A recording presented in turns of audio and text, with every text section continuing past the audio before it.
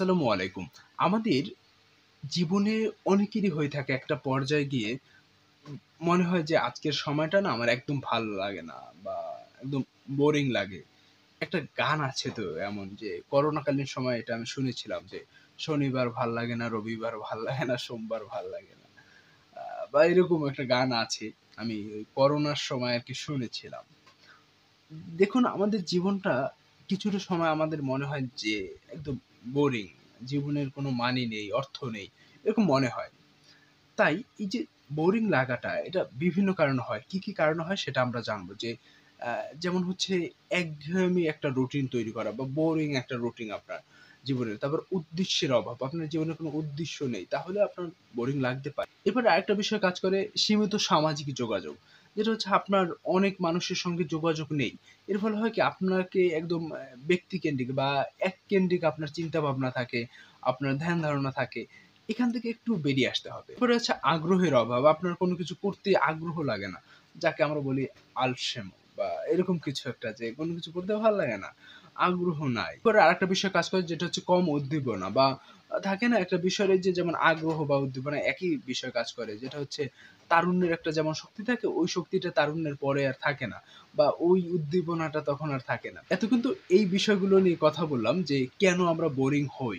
এবারে আমরা কথা বলব যে এই বোরিং জীবন থেকে আমরা কিভাবে একটা ভালো লাইফ লিড করতে পারি বা একঘেয়েমি জীবন থেকে একটা ভালো একটা জীবনে কিভাবে আমরা আ রূপান্তরিত করতে পারি আমাদের জীবনকে। তো চলুন শুরু করি। আপনার যে রুটিনটা আপনি তৈরি করেন সেই রুটিনটা একদম চেঞ্জ করে ফেলুন। নতুন করে সাজান।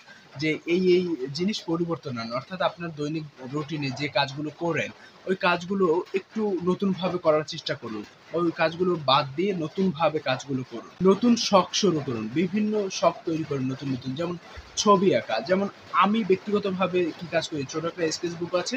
আর হচ্ছে বিভিন্ন কালার পেন্সিল আছে। ওগুলো দিয়ে স্কেচ করি। আমার স্কেচ করতে ভালো লাগে। তাহলে আপনিও আপনার যেটা ভালো লাগে ওটা করুন। বই পড়তে পারেন বা হচ্ছে স্কেচ করতে পারেন বা হচ্ছে মাছ ধরতে যেতে পারেন বা হচ্ছে অ্যা শর্টস দেখবেন না। কারণ এটাকে আপনাকে আরো চিন্তা শক্তি থেকে একটু সরিয়ে ফেলে। আমি শর্ট দেখতে না করব। কারণ হচ্ছে বিভিন্ন শর্টস বা রিলস এগুলো যখন আপনি দেখবেন, তখন দেখবেন কি আপনার চিন্তার শক্তি বা হচ্ছে আপনার ধৈর্যটা আস্তে কমে যাবে। তাই এগুলো না করে ছবি আঁকতে পারেন বা বাগান করতে পারেন, গাছে পানি দিতে পারেন। ভাই শখের তো অভাব নাই। তাই যেকোনো শখের যেটা আপনার স্বাচ্ছন্দ্য হয় ফিল করতে এক্সট্রা কিছু একটা কাজ করুন। আচ্ছা আপনি পড়ার অভ্যাস তৈরি করতে পারেন।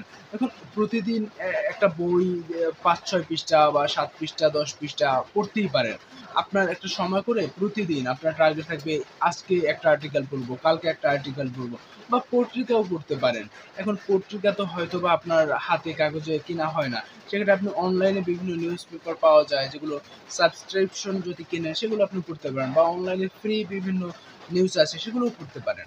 তবে বেটার হয় কোনো একটা বই পড়া যে আজকে আমি ১০ পৃষ্ঠা পড়লাম, কালকে আমি ১০ পৃষ্ঠা পড়লাম। প্রতিদিন যদি ১০ পৃষ্ঠা করে পড়েন, দিন শেষে দেখবেন কি কতগুলো বই আপনার পড়া শেষ হয়ে যাবে। একটি লক্ষ্য সেট করতে পারেন যে আমি আজকের দিনে এই কাজগুলো করব। অর্থাৎ বিভিন্ন লক্ষ্য সেট করা। আপনার জীবনে যদি লক্ষ্য বা উদ্দেশ্য না থাকে আসলে জীবনটা হচ্ছে একদম মূল্যহীন। বিভিন্ন স্বেচ্ছাসেবী কাজ করতে পারেন। এতে দেখবেন কি আপনার ভালো লাগা কাজ করবে। কারণ অন্যকে যখন সাহায্য করতে পারবেন, তখন নিজের ভিতরে একটা ভালো লাগা কাজ করবে। আবার এমন কিছু কাজ করতে পারেন যেই কাজগুলো আপনি সাধারণত করেন না।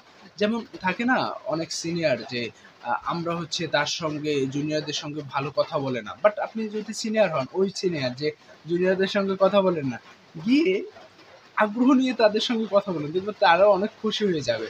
এমন কাজ করেন যে কাজগুলো আপনি করেন না। ওই কাজগুলো যদি আপনি করেন, দেখবেন কি আপনার ভালো লাগবে। এরপরেও বিভিন্ন কাজ করতে পারেন। সামাজিক বিভিন্ন কাজে যুক্ত হতে পারেন বা নিজের শারীরিক সুস্থতার জন্য ব্যায়াম করতে পারেন, হাঁটাহাঁটি করতে পারেন, অনেক কিছু করতে পারেন। আর এখন বৃষ্টি হচ্ছে। চাইলে আপনি এই বৃষ্টিটা উপভোগ করার জন্য আ জানালা খুলে দেখতে পারেন বা হাতটা ভিজাতে পারেন বা বৃষ্টিতে নেমে পড়তে পারেন। আমি আর জোরে কথা বলতে পারবো না। এই পর্যন্তই। ভালো থাকুন, সুস্থ থাকুন এবং নিরাপদে থাকুন। আরেকটা কথা, আপনি কি কখনো বৃষ্টি বিলাস করেছেন? যদিও এখন অনেক রাত। যদি রাত না হতো আমি নিশ্চিত নেমে পড়তাম বৃষ্টি বিলাস করতে।